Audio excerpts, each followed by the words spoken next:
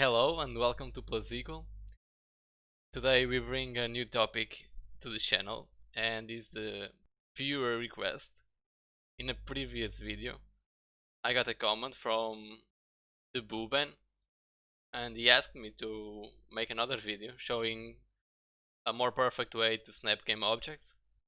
So I built a scene here just to try this out. So I have my sphere. Imagine that this is a game object that I will play with, and I have these cubes here with different heights, so I can try this out.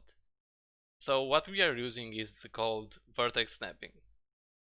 If you look into Unity documentation, they say that use Vertex Snapping to quickly assemble your scenes. Take any vertex from a given mesh and place that vertex in the same position as any vertex from any other mesh you choose. This is, for example, used to align roads precisely in a racing game, or position power-ups items at the vertex of a mesh. So we'll be using this. Let's try it out. Remember that this only works with vertices. So we will be taking our game object, and here the shortcut is Ctrl V. So whenever you have your game object selected and you press V, you can pick a location in the object to grab him in a certain way. So for example, if I grab the game object here at this position, I know that this position is the top, okay?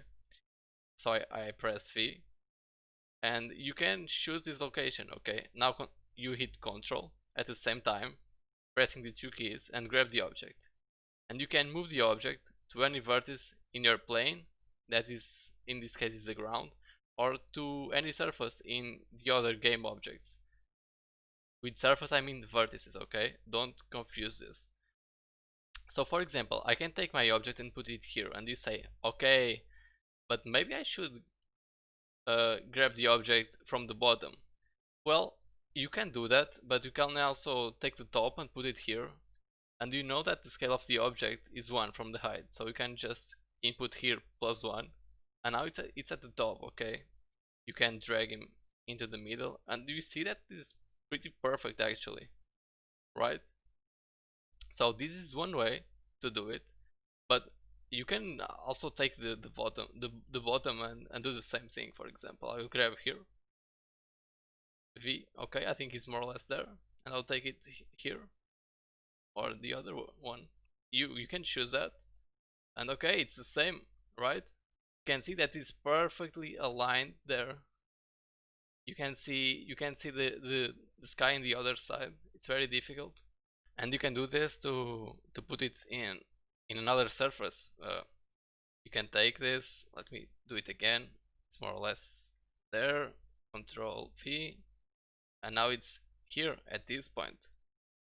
Okay, this is a fine way to do it. Another way you can do it, for example, you can go to your sphere, imagine that this is a player, and I want the position to be very perfect on the top of this game object. So I'll put there a rigid body, not 2D,